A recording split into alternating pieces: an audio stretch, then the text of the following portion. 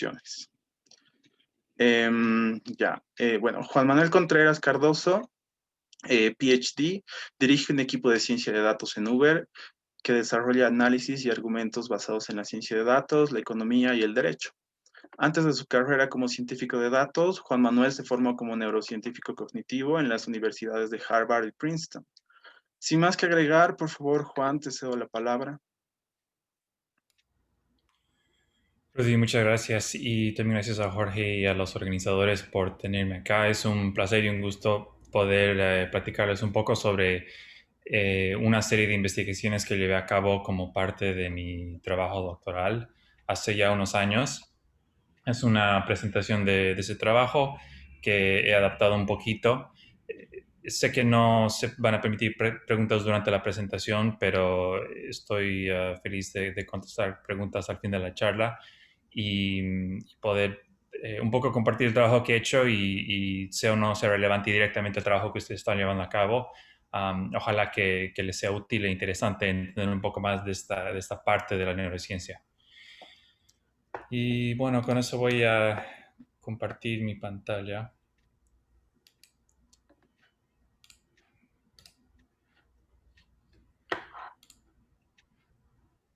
Ok.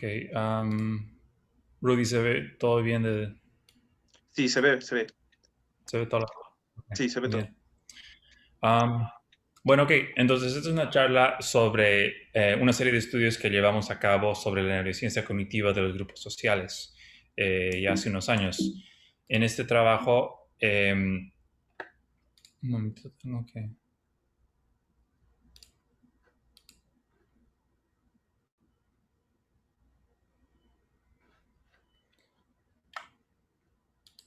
Estoy tratando de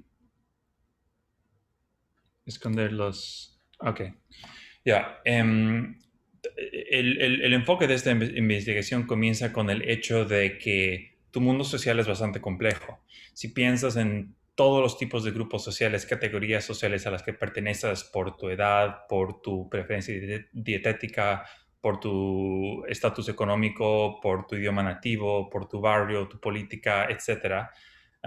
Es un mundo social bastante complejo el que tú y todas las personas tienen que navegar. Pero de todas maneras lo hacemos de manera relativamente fácil. O sea, digamos, te presentas o ves una persona como esta y tu cerebro tiene una manera de inmediatamente hacer una serie de inferencias sobre esta persona, digamos, asignándole ciertas categorías como joven, latino, empresario, bebedor de café, y estas etiquetas te permiten inferir todo tipo de cosas sobre esta persona, quién es, cómo será, qué preferencias tendrá.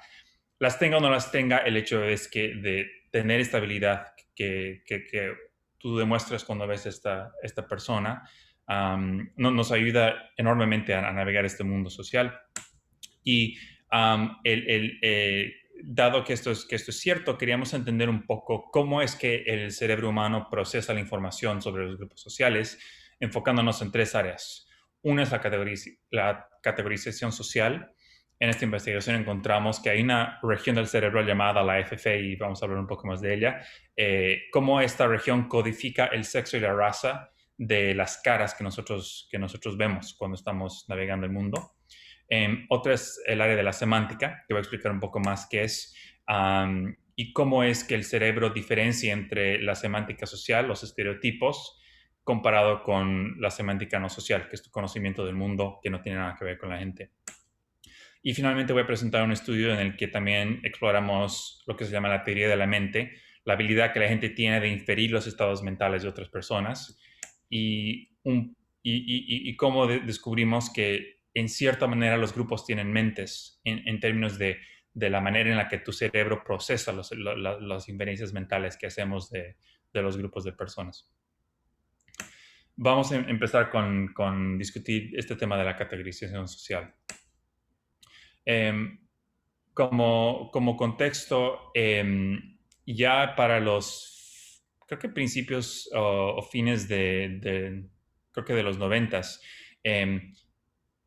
los neurocientíficos descubrieron que hay una una región en el cerebro, en la parte inferior, posterior de la corteza cerebral que está dedicada a la visión, que parece estar singularmente y como únicamente activada con la percepción de las caras de otras personas.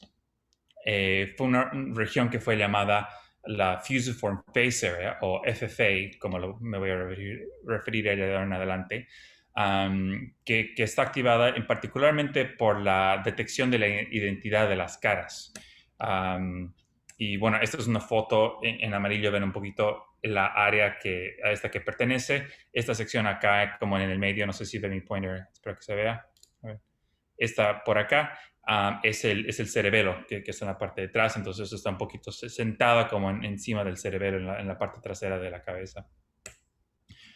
Y bueno, ya nosotros ya entendíamos, bueno, los psicólogos ya entendíamos que la identidad de una persona, o sea, quién eres, digamos, tú como Rudy, que eres una persona, y tus categorías sociales, digamos, como ser hombre, están vinculadas inextricablemente. O sea, a un nivel conductual entendíamos que cuando uno percibe la identidad, inextricablemente también percibe las categorías a las que esa cara pertenece. Lo que nos hizo preguntar a mí y a mis asesores en Harvard, si es verdad que si sabemos que la FFA codifica la identidad, debe ser también que codifica el sexo y la raza de las caras. Eso es algo que no sabíamos, pero esa era la pregunta que nos llevó a llevar a cabo un estudio usando fMRI para ver si eso es de verdad el caso. Entonces, con esto nos enfocamos en estas dos categorías sociales porque son unas que son inmediatamente perceptibles en la cara de las personas. Entonces, una serie de participantes en un escáner fMRI fueron presentados con 192 caras de manera secuencial. O sea, veían una serie de caras de hombres negros, de mujeres negras, de hombres blancos y de mujeres blancas. Las caras las fotografías las habíamos procesado y seleccionado de manera de que a un nivel, digamos, de la psicofísica, el contraste y la luz en las caras, entendíamos que eran idénticas, no tenían rasgos digamos, no tenían lentes, no tenían maquillaje, no tenían cierto tipo de indicadores que no tienen nada que ver con la estructura de la cara, que revelan un poco de qué tipo de si la gente está viendo una persona blanca o negra, o un hombre o una mujer. Entonces estos estímulos entendíamos eran bastante controlados, aunque puedo también hablar si la gente tiene preguntas sobre cómo llevamos a cabo esto. Y la idea de ahí entonces era ver si podíamos encontrar áreas del cerebro que tuvieran patrones de actividad que están diferenciando entre estas caras cuando son percibidas por las personas en el fMRI scanner, porque en el fMRI scanner, mientras presentamos las caras, estamos midiendo el flujo de actividad cerebral en términos del flujo de sangre en el cerebro, y esto nos permite impedir qué áreas del cerebro están siendo especialmente activadas por algún tipo de actividad, incluida en la detección de estas caras y de su sexo y de su raza. Entonces, en particular estamos viendo si es verdad que los patrones de actividad en el FFA son distintos y diferencian entre hombres y mujeres, tanto así como entre gente negra y gente blanca.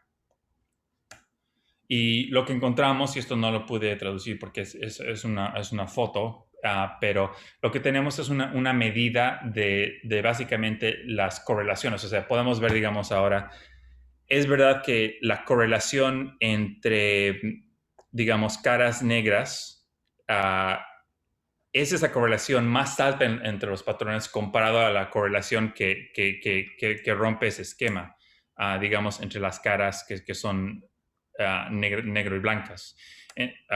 O sea, estamos esperando que estos valores sean más altos que cero, y si lo son, nos dice que la región está detectando algo que tienen en común las caras negras y blancas, y algo que tienen en común las caras de hombres y mujeres, que son que las distingue entre las caras que están como, que son diferentes en esos sentidos. Y encontramos, por ejemplo, que la FFA, tanto en el lado derecho del cerebro como en el lado izquierdo, diferencian las caras en base a su sexo y a su raza, mientras que otra serie de regiones cerebrales que se entiende tienen algún rol en la percepción de las caras, no muestran un patrón similar. Y lo mismo es también cierto con regiones como el PPA y el LOC, que sabemos y entendemos no deberían tener este tipo de actividad. Entonces ya este estudio nos empieza a mostrar que los patrones de actividad en la FFA pueden diferenciar a las caras por su sexo y por su raza. Los patrones de actividad ahí son parecidos para gente blanca que para gente negra y son parecidos para hombres que para mujeres. Y en conclusión, podemos empezar a entender que la FFA codifica las categorías de las caras, incluyendo su sexo y su raza.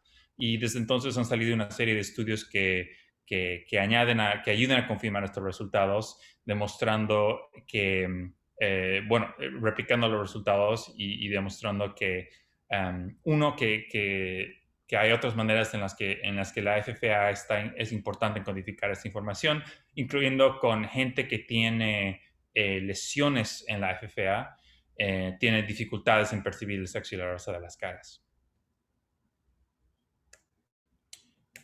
Rudy, sé que dijiste que no había tiempo para preguntas, pero no sé si alguien tiene una pregunta de clarificación o hay algún punto acá que puedo clarificar. Bueno, justo me preguntaron si es que esta región FFA se veía afectada por la agnosia visual. Sí, particularmente por la prosopagnosia. La prosopagnosia es la agnosia visual en la que la gente tiene dificultad percibiendo las caras. Y efectivamente, cuando la gente tiene lesiones en esta área o cuando se inducen lesiones temporales en esta área, la gente tiene dificultad percibiendo las caras. Sí, buena pregunta. ¿Alguna otra pregunta que te mandaron? Por el momento no, pero de todas formas al final podemos hacerlas. Ok, listo. El segundo tema era uno de la semántica. Y por semántica a lo que me refiero es todo ese conocimiento que tenemos sobre el mundo en general.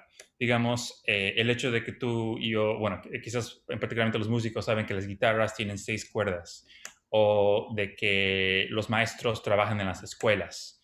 Los coches funcionan con gasolina, no todos, pero la mayoría, y los daneses son altos.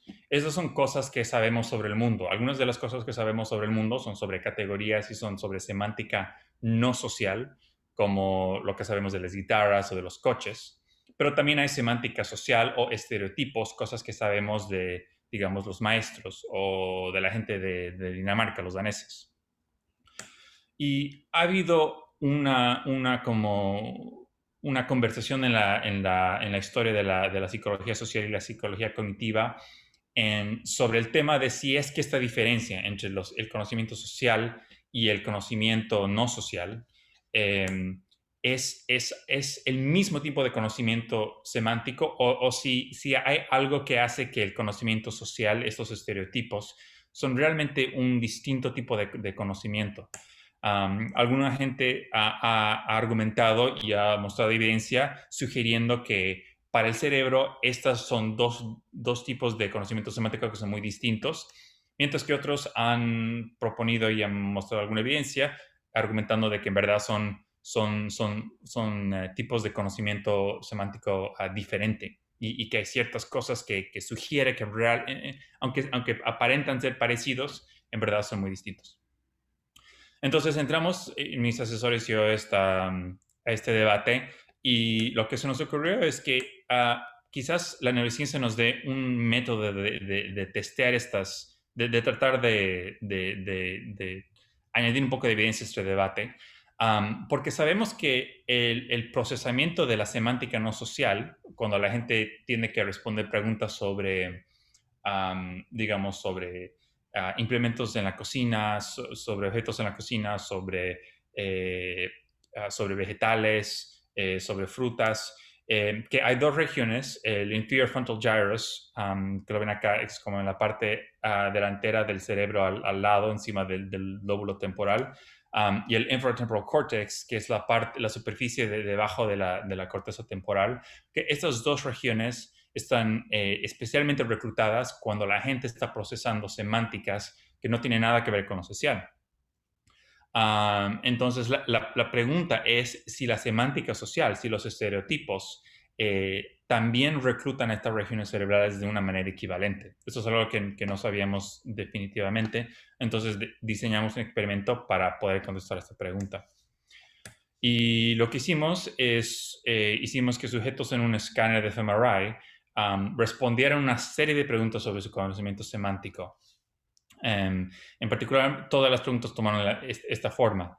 De los siguientes dos grupos, ¿cuál tiene miembros que tienen más probabilidades de, por ejemplo, tener más cuerdas? Y ahí la gente tenía que, en el escáner, responder la pregunta guitarras o violines, usar gasolina, y la gente tenía que indicar, digamos, los autos o las bicicletas, de ser altos, y ahí la gente, digamos, tenía dos opciones de japoneses o daneses y tenía que dar una respuesta, o, digamos, trabajar en las escuelas. Tenía profesores de psicología o profesores de matemáticas. Ahí entendiendo que, por ejemplo, la mayoría de las escuelas tienen profesores de matemáticas, pero quizás no de psicología. Y bueno, entonces este ejercicio que llevaron a cabo, solo pueden hacerlo, solo pueden responder estas preguntas si están procesando conocimiento, si están accesando y sacando su conocimiento semántico para poder tomar una decisión. Y la única diferencia que existía entre algunas de esas preguntas es que algunas eran sobre temas no sociales, como las guitarras o los autos, y otras eran sobre temas sociales, como los japoneses o los profesores. Y bueno, de ahí lo que podemos hacer es contrastar cuáles son las regiones que son especialmente reclutadas por cuando la gente responde preguntas no sociales, comparado con no responde preguntas sociales, y viceversa. Y lo que encontramos es que el inferior frontal gyrus y el infratemporal cortex, estas dos regiones que ya sabemos son activadas por el procesamiento de información semántica no social, podemos replicar esos resultados. Pero también podemos demostrar que las regiones que son reclutadas por contestar preguntas sobre la semántica social son regiones como el medial prefrontal cortex y el posterior cingulate cortex, y también acá el temporal parietal junction, que es la región llamada TPJ, y posterior cingulate cortex, que se llama esta región que acá está denotada como PCC. Todas estas regiones ya antes se han demostrado ser importantes para el procesamiento social, y en este trabajo extendemos esos hallazgos demostrando que también se reclutan cuando la gente está aplicando su conocimiento sobre los estereotipos, sobre la semántica social. Entonces esto nos ayuda un poco a contribuir a este debate sobre si el comportamiento, si la semántica social y no social son las mismas. Si fueran idénticas, no esperaríamos esta diferencia, pero el hecho de que quizás no lo son en una manera muy importante hace que aparentemente regiones cerebrales que son muy distintas están siendo reclutadas por cada uno de este tipo de conocimiento semántico. Y en conclusión, parece que la semántica social y no social puede que recluten correlatos neurales disociables, que podemos nosotros diferenciar qué tipo de semántica está siendo accesada en base a la región que parece estar más activa, y puede que en resultado estos tipos de conocimiento semántico puede que sean distintos y diferentes del uno del otro. Y de esa manera ayudarnos un poco a contribuir a este debate que los psicólogos sociales y cognitivos han estado teniendo por muchas décadas. Rudy, no sé si hay alguna pregunta en particular sobre este estudio, y si no, me voy al último. Bueno, por el momento yo tengo una pregunta, ¿no? No sé Sí. si has encontrado algún tipo de evidencia en base a modelos de lesiones que, digamos, ayuden a contribuir a evidencia de que el PCC y otras regiones también procesan la semántica social. Es decir, si una persona tiene una lesión en una de estas áreas, ¿su semántica social también se altera? Buena pregunta. En términos de estudios de neuropsicología con gente con lesiones, me acuerdo de un estudio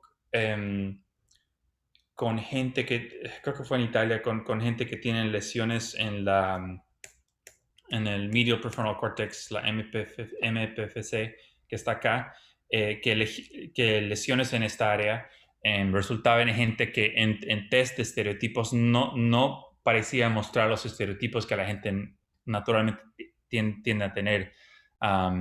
Pero este es el único estudio que conozco que estudió algo así. Desde entonces, y con unos colaboradores hemos llevado a cabo una serie de estudios en los que un poco confirmamos estos resultados, demostrando que, digamos, el conocimiento que la gente tiene sobre grupos en base de su política o de su preferencia religiosa activa regiones de la PCC y de RTPJ y de LTPJ. Y también tenemos otro estudio en el que analizamos el conocimiento que la gente tiene sobre la gente en términos del tipo de estereotipos que la gente tiene sobre grupos. Y ahí también encontramos actividad en esta región, en el Middle Prefrontal Cortex. Entonces, poco a poco creo que una serie de estudios están empezando a triangular en el hecho de que estas regiones tienen algo que ver con lo social o con algo que es compartido por lo social.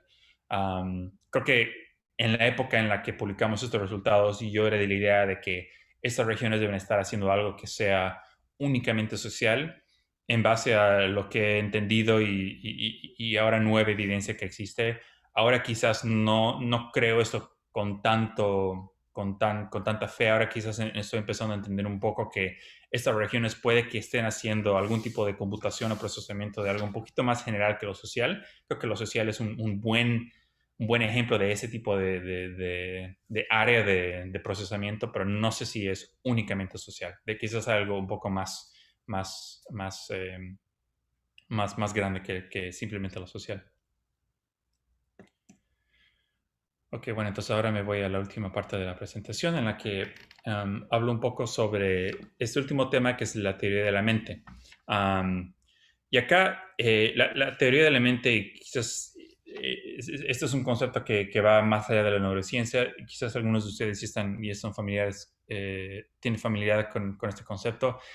Es la idea de que la gente tiene una habilidad de inferir todo tipo de cosas, preferencias, creencias, predisposiciones, conocimiento que otra gente tiene, a pesar de que no lo podemos inferir directamente. Digamos, si ustedes ven a alguien que conocen y parecen un poco decaídos o tristes, no, si se les ve un poco decaídos, medio hablando despacio, ustedes quizás no saben y la gente no les ha dicho que están tristes, pero pueden inferir que su estado mental, que su estado emocional es la tristeza. Si ven a alguien como mirando al suelo, buscando cosas, parece que están, hasta en mi idioma es difícil no hacerlo,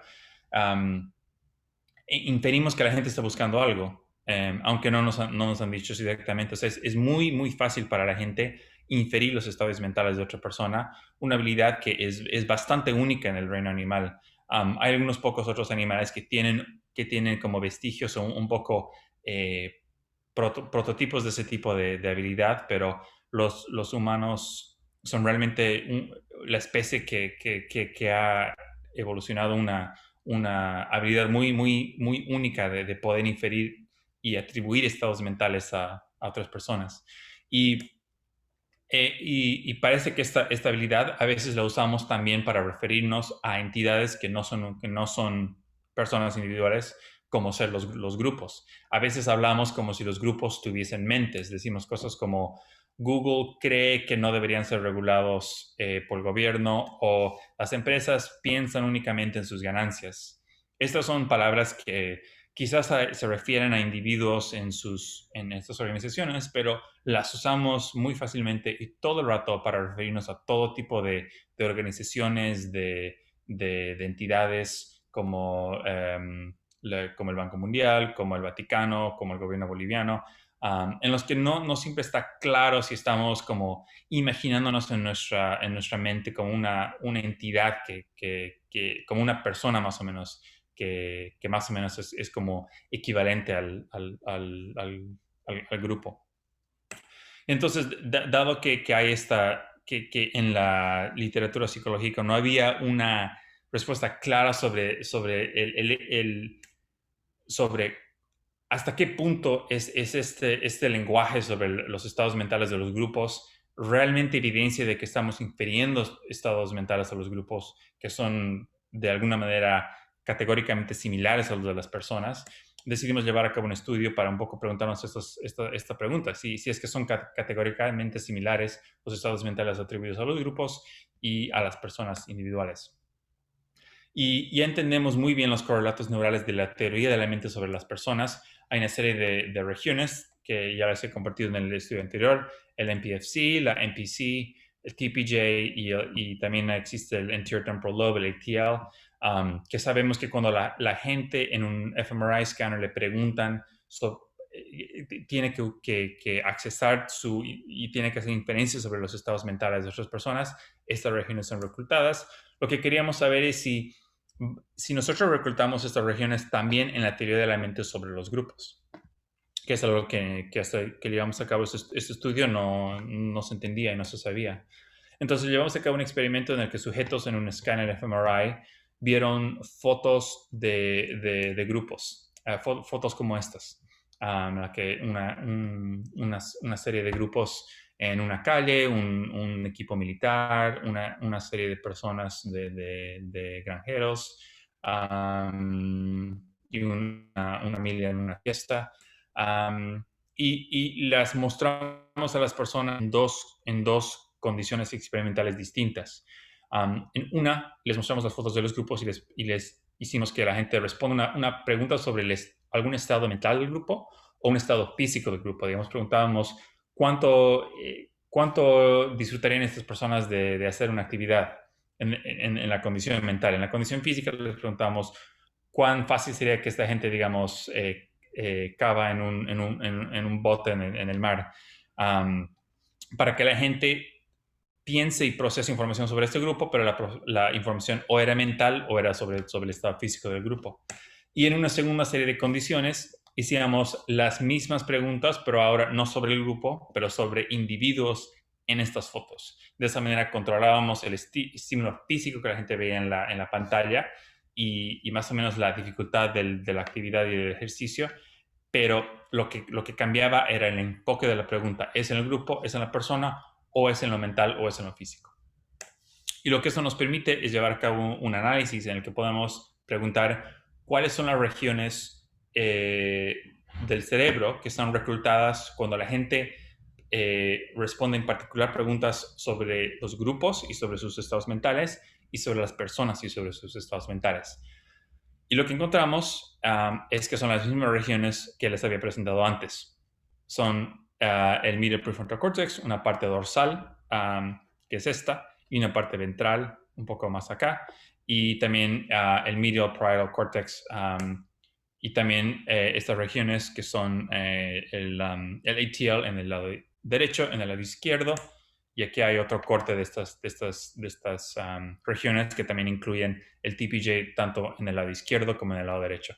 Ups. Y lo importante acá también hacerles notar es que los análisis, bueno, nosotros hicimos dos análisis por separado. Uno, enfocándonos en el grupo, preguntando cuáles son las regiones que son activadas por los estados mentales de los grupos. Esas están acá en azul.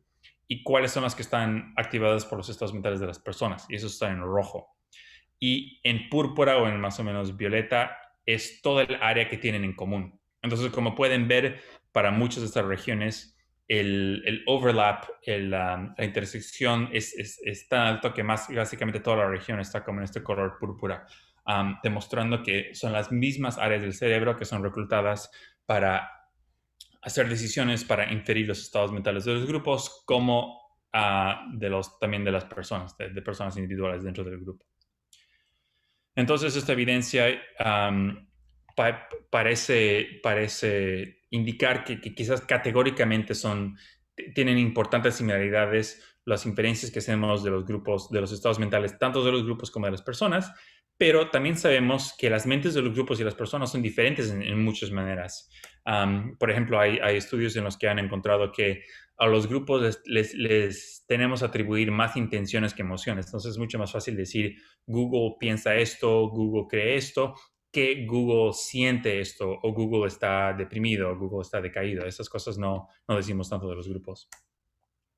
Entonces, por esta razón, también pensamos, ok, las mismas regiones del cerebro están activadas cuando la gente piensa de los estados mentales de los grupos de las personas, pero puede que, además de eso, estas regiones de alguna manera están diferenciando entre los grupos y entre las personas. Entonces, para testear esto, hicimos un análisis en el que nos enfocamos en los patrones de actividad de estas regiones para ver si estos patrones pueden distinguir entre los grupos y las personas. Más específicamente y básicamente en un paralelo a ese estudio que les mostré sobre la percepción de las caras, nos preguntamos si es que los patrones de actividades cuando la gente está procesando y respondiendo preguntas sobre los grupos son similares, o sea, hay similitudes entre los patrones cuando la gente responde a los grupos y de misma manera hay patrones que son similares entre todas las personas que los diferencian de los grupos. Y lo que encontramos es que cuando, a ver, este análisis, en este análisis nos enfocamos en esas regiones que ya les había mostrado antes y ahora lo que vamos a ver es si en verdad esas correlaciones son más altas entre los patrones que diferencian grupos y personas. Y lo que encontramos, parecido al análisis que les mostré antes del sexo y la raza, es que todas estas regiones, con excepción de quizás el DMPFC un poquito, muestra este patrón de actividad en el que, aunque esta región tiene una actividad alta para los grupos y las personas y para inferencias sobre sus estados mentales, cuando uno analiza la topografía de las regiones y los patrones de actividad, están diferenciando efectivamente entre los grupos y entre las personas. Entonces, de esto podemos, en resumen, mostrar que la teoría de la mente sobre los grupos y las personas está reclutando en las mismas regiones, pero sus patrones de actividad están distinguiendo entre estos dos tipos de entidades. En conclusión, puede que el proceso de la teoría de la mente para los grupos y para las personas sea el mismo, pero que distinga entre las personas y los grupos, que tiene mucho sentido. Si uno piensa, digamos, yo creo que Evo Morales piensa X, y yo creo que el MAS como una entidad piensa X, es importante para nosotros distinguir entre la persona y el grupo por varias razones, y parece que en estas regiones encontramos evidencia de que las regiones mismas están diferenciando entre estos dos niveles de pensar de los estados mentales de las personas. Entonces, bueno, en resumen, para toda la presentación, sabemos que el mundo social que tú y yo tenemos que navegar es muy complejo y mucha de esa complejidad se debe al hecho de todas las categorías y los grupos sociales a los que nosotros pertenecemos y a los que las otras personas pertenecen. Pero nuestro cerebro, el tuyo y el mío, nos ayuda a procesar esta información visual, semántica y mental, para poder navegarlo efectivamente y para poder, tener relaciones, para ser efectivo en relaciones románticas, de amigos, profesionales, políticas. Todo eso se debe en gran parte a nuestro cerebro, y en esta serie de estudios estamos un poco tratando de entender cómo es que el cerebro nos permite hacer este tipo de cosas y en qué regiones del cerebro existe esta información, y lo podemos decodificar usando nuestros análisis. Y bueno, quiero agradecer a todas este trabajo, aunque yo lo estoy presentando, fue asesorado por mis asesores, Mahzarin Banaji y Jason Mitchell en Harvard, y fue llevado en gran parte con mucha ayuda de sus laboratorios, Implicit Social Cognition y del Social Cognitive Affective Neuroscience Lab. Los fondos vinieron de estas organizaciones que ven acá, y también son el resultado del trabajo de muchas personas que se lleva a cabo para llevar a cabo este tipo de investigaciones usando fMRI scanners. Y alguna de la gente que quiero agradecer está acá. Y bueno, con eso estoy feliz de contestar alguna pregunta que el grupo tenga sobre esta investigación. Perfecto, gracias, Juan. Sí hay un par de preguntas. Una de ellas es, ¿cómo es que procesa el cerebro objetos o construcciones que no pertenecen claramente a entidades que no son sociales, digamos? Por ejemplo, cuando se trata de máquinas inteligentes o robots, está un poco relacionado, creo, con esta cuestión del Uncanny Valley. Sí, esa es una buena pregunta. Más bien hicimos un estudio que nunca llegué a publicar. Estudiamos el Uncanny Valley, porque es una buena pregunta. Es verdad que, digamos, si tienes un continuo, un continuum, y en un lado tienes una persona, y en otro lado tienes, no sé, un cuchillo, no es que siempre hay una diferencia categórica entre las dos cosas, de que lo que en verdad es un continuo, ¿no? Y hay ciertas cosas que medio que están en la mitad. Quizás los grupos sociales son una entidad que medio que está en la mitad. Ciertos animales no humanos, como los perros, los gatos, también están en ese espacio. Y los robots y otras entidades también están ahí. Um, entonces, yo lo que me imagino es que hay quizás dentro de esta región, o sea, tenemos estabilidad que fue, me imagino que evolucionó para que nosotros podamos entendernos los unos a los otros como personas.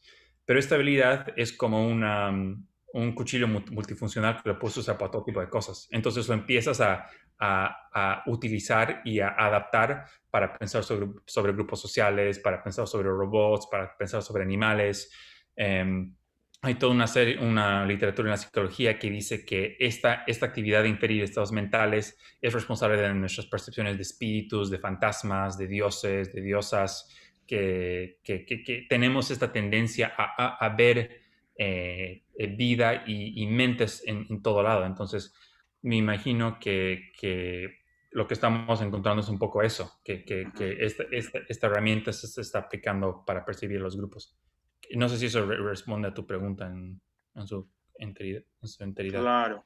¿Estarían estas zonas también relacionadas con la empatía, digamos? Con los sentimientos afectivos de sentir de dolor por otros o algo así. Sí, creo que son parte de toda una red de regiones que son reclutadas para eso. Mm, Em, bueno, la empatía tiene muchas partes. Sé que hartas de estas han sido involucradas, muchas de estas regiones han sido involucradas en muchos tipos de actividades en las que la gente tiene que usar empatía. Hay algunas que no están mencionadas acá que también lo están, pero sí, es parte del mismo como cluster de regiones que claro, ayudan en todo tipo de actividades sociales incluidos en la empatía. súper. Bueno, una pregunta un poco más metodológica. ¿Qué tipos de variables extrañas tuvieron que controlar para realizar las investigaciones, no? Esa es una buena pregunta y creo que tengo unos slides en el apéndice de esta presentación que puede ayudar a responder esta pregunta. Déjame un cachito que lo saque acá. Ah, un cachito para tratar de compartir mi pantalla de nuevo. Porque creo que ahora pueden ver esto, ¿sí? Sí. Um, Mira, fueron varias cosas, digamos, para darles un poco del sentido de las cosas que estamos viendo. En el caso de las caras, del estudio de las caras, queríamos confirmar que en términos de cuán fácil o cuán difícil era categorizar, bueno, en el experimento de las caras, lo que no les conté, es que para que los sujetos no se aburren y estén activos durante todo el ejercicio, porque esto dura como horas, la gente está categorizando las caras en base a su raza o a su sexo. Entonces queríamos confirmar y asegurarnos de que el número de errores que la gente hace en categorizar las caras no variaba en términos de las caras blancas de hombres, caras blancas de mujeres, caras negras de hombres y caras de mujeres negras. Creíamos que el accuracy, que la exactitud era igual en todas las categorías y también queríamos asegurarnos de que el tiempo que le toma a la gente de responder estas preguntas sobre las caras es igual para todas nuestras categorías. De esa manera nos asegurábamos de que no había nada de la complejidad de la tarea que introducía algún tipo de problema para poder controlar todo. Y no sé si tengo, ok, no tengo un slide sobre esto, pero también como les estaba un poco explicando, hay todo tipo de trabajo que hicimos procesando las fotos para que tengan dimensiones parecidas, para que no tengan ningún elemento que indique el sexo o la raza, que no tengan que ver con la estructura de las caras. Y hay un software que usamos para asegurarnos de que la luminosidad de las fotos sea idéntica para caras blancas y para caras negras. Eso es particularmente importante. Y los resultados que les muestro acá en este slide que pueden ver ahorita, voy a hacerlo un poquito más grande, confirma que para la confluencia, para la confluencia foveal de las regiones B1, B2 y B3, que son regiones que entendemos tienen que ver con procesamiento visual a un nivel súper básico que no tiene nada que ver con las caras. Para estas regiones, las caras blancas y las caras negras, las caras de mujeres y hombres no son diferentes, ayudándonos a confirmar de que lo único que parece que varía entre las caras son sus categorías sociales. En el estudio de la semántica, de misma manera, también queríamos confirmar de que entre las preguntas sociales y no sociales no había ninguna diferencia en la dificultad de las categorizaciones que la gente tenía que hacer. En términos de los números de errores, cuánto les tomas a la gente responder las preguntas, son iguales. También nos aseguramos de que no había diferencia en cuánta. Bueno, una pregunta era si quizás en el caso de las preguntas sociales, necesariamente para responder la gente tenía que pensar sobre los estados mentales de la gente. Y nos aseguramos de que ese no era el caso, nos aseguramos de que las preguntas sobre las personas y sobre los objetos eran iguales. De la misma manera que preguntamos, digamos, si los japoneses o los daneses son más altos, también preguntamos si las jirafas o los elefantes son más altos, para dar un ejemplo, para asegurarnos de que no había ahí un confound que nos permita, que nos dé dificultades. ¿Qué más? También preguntamos a la gente qué tipo de emociones sienten cuando piensan en estas categorías, sean los daneses, sean los autos, las guitarras, para asegurarnos también de que no había un confound en términos de cuánta emoción activan estas preguntas. Y en el último también hicimos igual para asegurarnos de que el task no sea muy difícil en una categoría. Y también creo que hicimos unas, sí, y creo que algunas cosas más, pero sí, para confirmar que sí, chequeamos todo tipo de cosas para asegurarnos de que realmente si encontramos una diferencia entre dos cosas, de que esa cosa está causando la diferencia y no hay algún tipo de compound que haya sido introducido. ¿Cuánto duraban en promedio las sesiones experimentales con cada uno de los sujetos? Dependía un poco, pero eran si me acuerdo, de una hora y media a 2 horas y media, digamos. Que Wow. incluye todo el tiempo en que la gente viene al centro, tenemos que explicarles fMRI, cómo funciona, tienen que sacar todo el metal de su cuerpo. Hay algunos tasks que usamos para identificar ciertas regiones que en otras partes del experimento vamos a investigar. También la señal que estamos captando del cerebro es es bastante ruidosa, o sea, tiene poco signal to noise.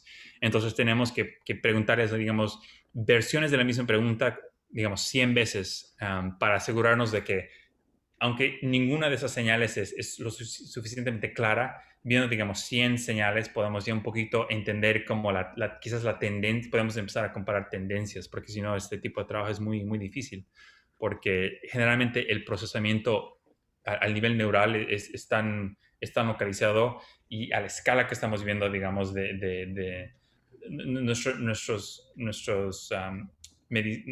instrumento para medir está midiendo a la escala de milímetros, aunque sabemos que las computaciones están pasando a un nivel mucho más pequeño. Entonces, que el experimento tome mucho tiempo nos ayuda a realmente sacar señal de estos datos. Claro. ¿Qué tipo de escáner usaron? La marca ahorita no me acuerdo, era un Siemens 3T. No me acuerdo ahorita los detalles, pero están en los papers. Pero bueno, era en esa época, en el 2013, el tipo de escáner que teníamos disponible que era de buena calidad, por lo menos Y, para este tipo de análisis. claro, me imagino que captaron gigas y gigas de datos. ¿Qué hicieron con toda esa información? Sí, sí, nuestros datos eran bastante grandes, bueno, para ese contexto. O sea, son datos 5 dimensionales. Tenemos una dimensión que es, digamos, recolectamos estos datos para 20, 30 personas. Esa es una dimensión. Tenemos la segunda dimensión, que es el tiempo, porque estamos tomando estas imágenes cada 2, 3 segundos. Y obviamente las otras 3 dimensiones son las 3 dimensiones espaciales, ¿no? O sea, estamos capturando una foto de todo el cerebro cada 3 segundos por 10, 20 personas. Entonces hay todo un aparato estadístico programático para recolectar los datos, para limpiarlos, para alinearlos, para preprocesarlos y recién al final para llevar a cabo el análisis estadístico para generar las barras de gráficos, digamos, que les mostré Ujú. en este análisis. Pero estos datos se archivaron o son de acceso libre o alguien puede volver a estudiarlos, digamos. Todos están archivados y, bueno, grabados.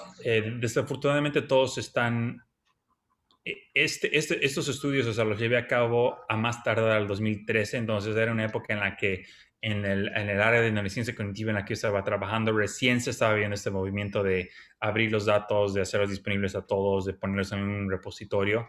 Entonces, desafortunadamente para estos estudios no están fácilmente disponibles, pero ahora en la neurociencia cognitiva eso es mucho más común, por suerte.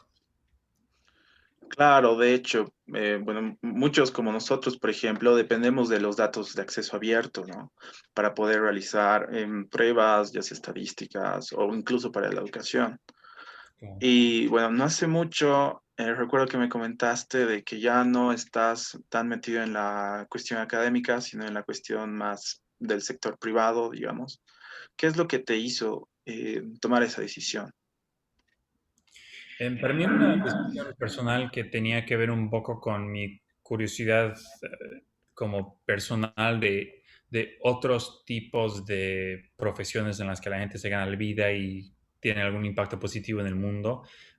Yo había estado estudiando a la época que me saqué el doctorado ya por 10 años desde high school, pensando en estudiar la psicología. Entonces quería una nueva perspectiva del tipo de trabajo que una persona puede hacer.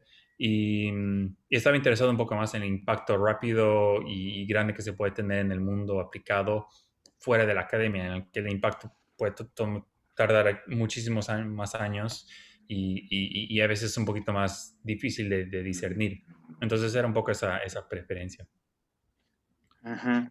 ¿Y cómo fue que tu background en psicología y neurociencia te ayudaron a hacer esa transición? Tu background Bueno, fue súper cuantitativo, útil digamos. en claro, bueno, fue súper útil en de que la transición del doctorado me fui a trabajar en ciencia de datos y ahí las habilidades, las destrezas, tanto prácticas y técnicas para todo el análisis que tuve que hacer, para el procesamiento de datos, para programar los ejercicios que la gente usaba en los fMRI scanners, fue súper útil.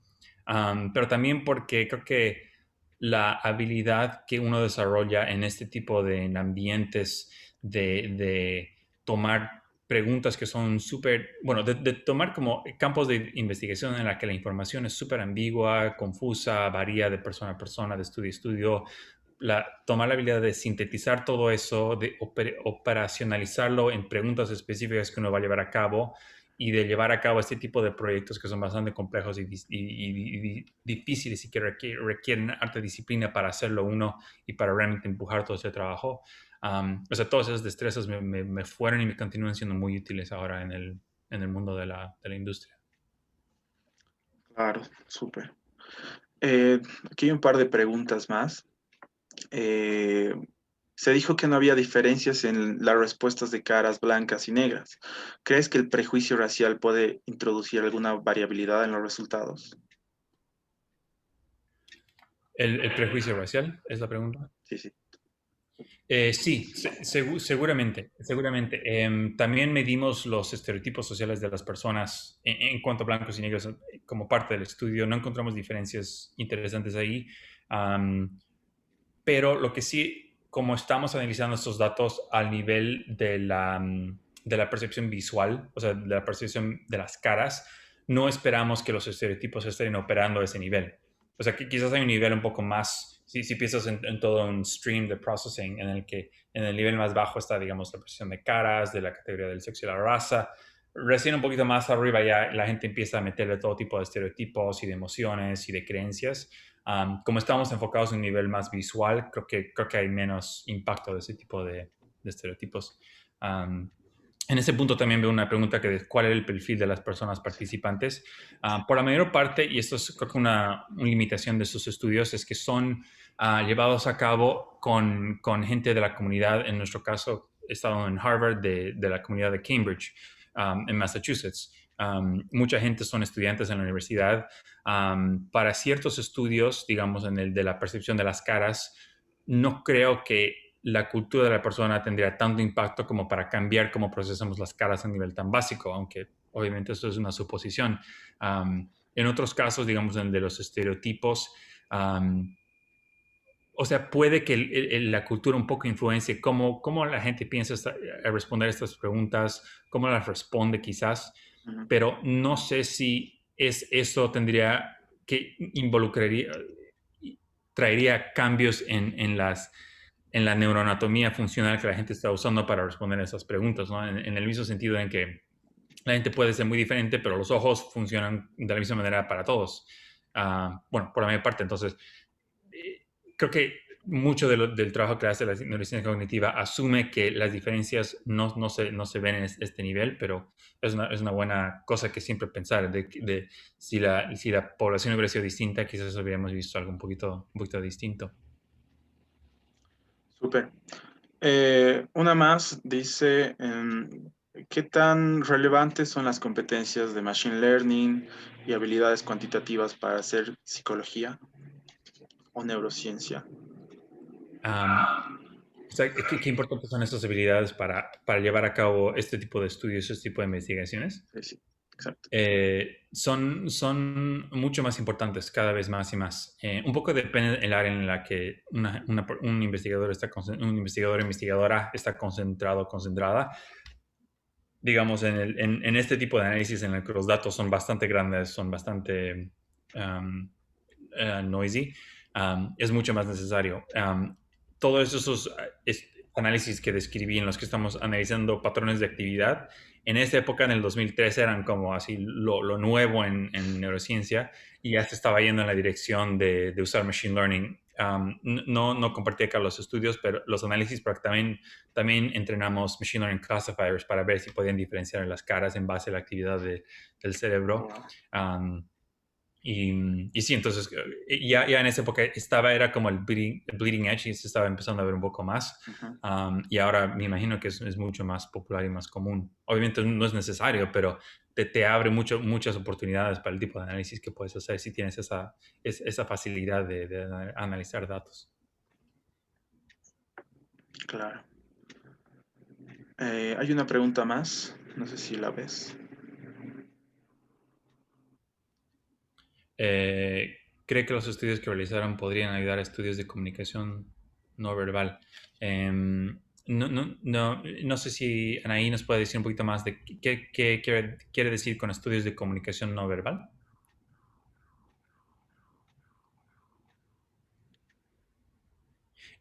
Es quizás con cómo la gente se comunica o sea, en términos como con su cara o Con con su cuerpo, así, expresiones. expresiones. Yo lo Esa es una entiendo buena así. pregunta. Del tipo, ya, ya. Y bueno, eso es una buenísima pregunta. No lo estudiamos en este caso porque estamos interesados más en la fisionomía de la cara y en la estructura de la cara y cómo eso varía entre estas categorías sociales. De lo que yo sé, hay las regiones del cerebro del sistema visual que les interesa y ayudan a categorizar las caras por su expresión facial son otras. En particularmente estoy pensando en una que se llama Superior Temporal Sulcus, que es, acá no sé si ven la foto de Zoom, está como por acá, que esa región está un poquito más involucrada en la percepción de la emoción en las caras. Entonces creo que enfocándonos ahí, creo que podríamos ver cómo esas regiones están involucradas en la percepción de la emoción y quizás varían por sexo y por raza, no sabría decir, pero, pero sí, es algo que muy interesante, pero no llegamos a estudiar. Y bueno, ¿cómo crees que vayan a mejorar las metodologías invasivas, este tipo de estudios? Pero, no te caché la pregunta, ¿puedes preguntar una vez más? Claro, bueno, el fMRI es una técnica no invasiva, ¿cierto? Ah, sí, sí. Y bueno, cada vez hay más técnicas invasivas un poco más refinadas. ¿Cómo crees que estas técnicas puedan ayudar a este tipo de estudios, digamos, más semánticos, ¿no? Del cerebro. Ah, Bueno, creo que lo que este tipo de investigaciones nos ayuda a entender un poco más, quizás a un nivel un poco no tan granular, es un poco cómo está organizado el cerebro humano en términos de su neuroanatomía funcional, o sea, qué regiones hacen qué y qué información existe dónde del cerebro. Y cuando ya tienes un esquema un poquito más claro, que aún nos falta mucho por entender, y ahí te puedes empezar a enfocar tus intervenciones clínicas, no sé, cualquier otro tipo de intervención que hacen en el cerebro. O sea, no creo que estamos aún cerca a algo más refinado en términos de entender o de empezar a controlar el cerebro, nada por el estilo, pero creo que es un paso a hacer estudios en los que podamos entender con un poquito más claridad cómo está funcionando nuestro cerebro. ¿Cuál es tu opinión, digamos, respecto a tecnologías como Neuralink, que son más invasivas, ¿no? Am, bueno, son más invasivas, pero aún es, o sea, digamos, como te dije en este estudio, digamos, o sea, tomaba horas de tener una persona ahí sentada midiendo su actividad cerebral para, no sé, 2 meses después poder analizar, bueno, una semana seguro. Bueno, ya había para esa época un análisis de neurofeedback en los que en real time podías más o menos mostrar a la gente que estaba viendo en base a su actividad cerebral, pero son estudios, o sea, aún tomar hartos datos no se puede hacer de manera no invasiva, o sea, la gente claramente sabe que está siendo estudiada y las cosas que puedes decir son bastante básicas. Esto, bueno, yo lo que estoy más con lo que estoy más familiarizado es el trabajo del 2013 y hasta el 2015, digamos. Sé que las cosas han mejorado, pero, o sea, sabemos tan poco y nuestros métodos son tan pobres aún que yo estaría sorprendido si vamos a hacer algo súper, súper, no sé, distinto con Neuralink de acá a 50 años. O sea, creo que va a tomar mucho tiempo. Ok. Bueno, creo que eso sería todo. Muchas gracias a todos por participar. Ya hemos llegado al final. Primero me gustaría hacer una pequeña pausa y, bueno, agradecer. Este evento ha sido coorganizado por el Club de Estudiantes de Neurotech X de la Universidad Católica Boliviana. Si hay alguno que esté interesado en discutir temas relacionados con interfaces cerebro-máquina, inteligencia artificial, neurotecnología, neurociencia, este es el lugar para ustedes. Junto con el enlace de la grabación de esta conferencia, vamos a enviar un formulario para que los que estén interesados puedan postularse y ser parte de nuestro club. Esto también fue posible con el apoyo de la Unidad de Investigación Experimental del Departamento de Psicología de la Universidad Católica Boliviana. Y bueno, volveremos pronto con más charlas de expertos en diferentes áreas de investigación. Muchas gracias, Juan, por estar acá. Muchas gracias por tu tiempo. Espero que nos podamos volver a encontrar, quizás con más proyectos o ideas interesantes. Y bueno, muchas gracias a todos por su asistencia también. Un gusto, muchas gracias por la invitación a participar de su equipo. Súper. Gracias. Bye, Hasta bye. luego. Chao. Ay, Rudy, te paso